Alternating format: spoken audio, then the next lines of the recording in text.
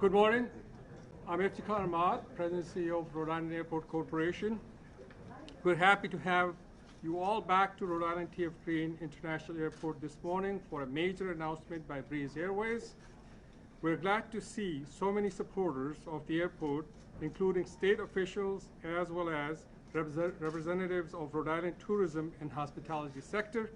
In a moment, I will introduce Tom Doxey, a longtime veteran of airline industry, now serving as president of Breeze Airways, for an announcement that will be music to the proverbial ears of Rhode Island's economy for years to come.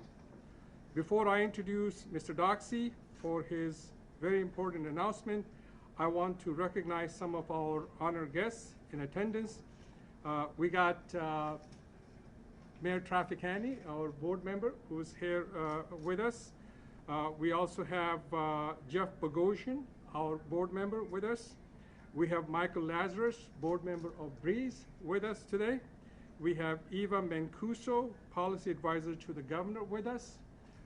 We also have Hillary Fagan, who's the president of Commerce Corp, that's with us today, and Janet Raymond, senior vice president of Chamber, that's also with us.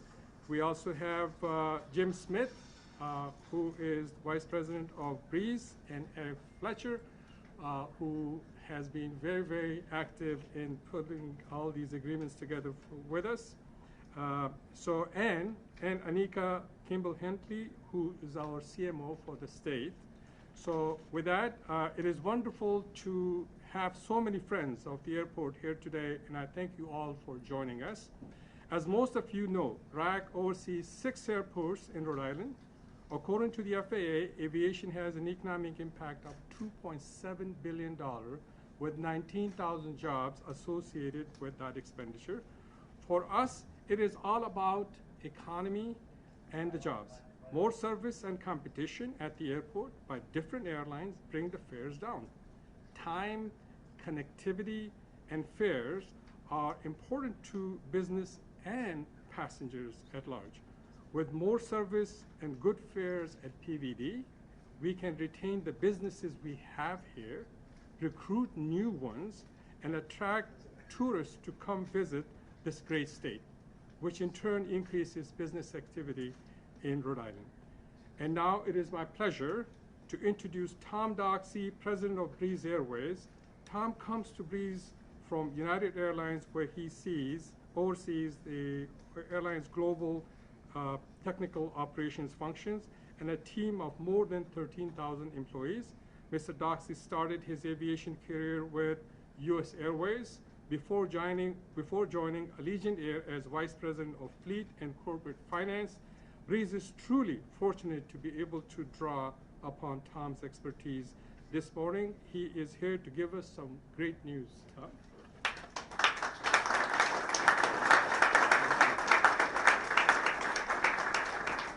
Well, thanks everybody. My name is Tom Doxey, as Iftikhar said, and I'm the president of Breeze Airways. Really, really excited to be here today, joined by Michael Lazarus, who's one of our board members who lives here in Rhode Island, and just ecstatic to be here.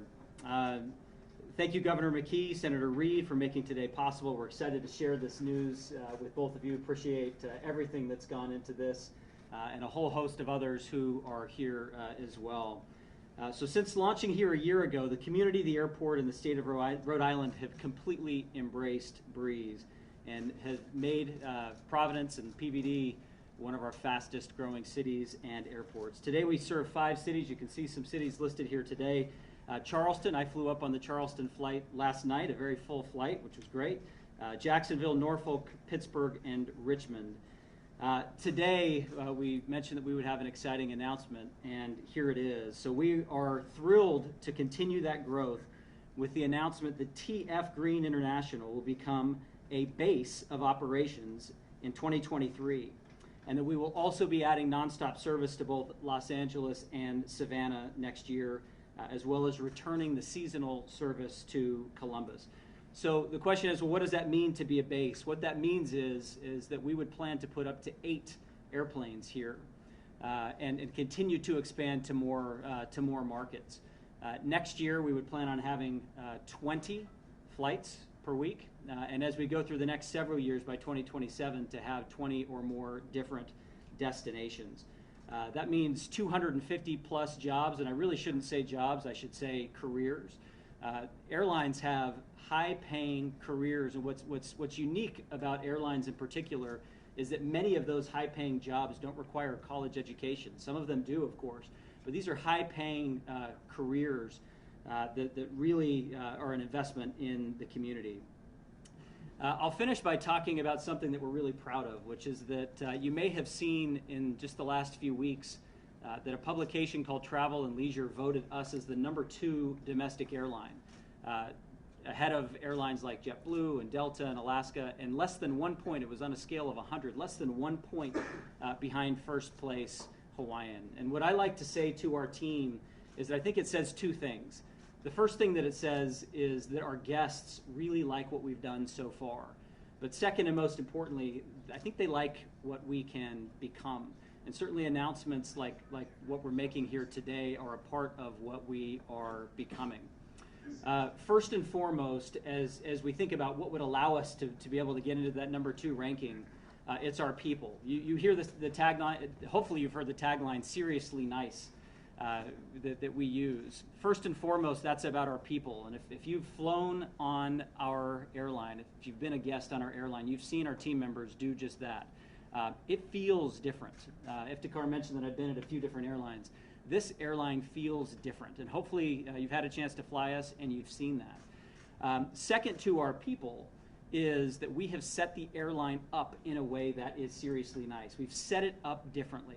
And this airport certainly is a part of that. The biggest part of the way that we've set this airline up differently is by offering non-stop flights. 97% of our routes, by the way, are non-competitive on a non-stop basis. So we've set up these non-stop flights to very convenient airports. We like to say that you can get there in half the time, twice as fast for half the time, right?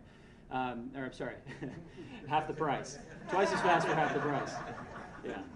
That's how you say it. It's really an incredible thing. You know, I was on a flight last night, and there was a little girl sitting in front of me, and they were coming to visit Nana, is what she said. And I loved what our flight attendant, she said. She said, you know, a lot of people fly this flight to come visit Nana. And, you know, the flight was an hour and a half. I came up from Charleston, an hour and a half, 2 hours. Really, really convenient, and to really convenient airports as well. Charleston's a very convenient airport, and this is a very convenient airport. It takes you less time to travel. The traffic's usually not as bad. The TSA lines are shorter. The parking's cheaper. The list goes on and on. It's just a more convenient way to travel. We've also built in a lot of flexibility. You can cancel your flight or change your flight up to 15 minutes before departure without any change fees or any cancel fees. That makes us unique. We seat families together. You may have heard President Biden talk about wanting to have airlines sit families together at no cost. Well, we've been doing that since we started. So we've set this airline up to be very, very different and unique. It's about our people and the way that we've structured it. And this airport and this community just fits so perfectly into what we do. So we're excited to be here today. We are excited to be able to announce this new base, to announce the additional routes that we will be flying. And again, it's half the cost, and you can do it twice as fast. So thanks, everybody. Iftikhar, back to you.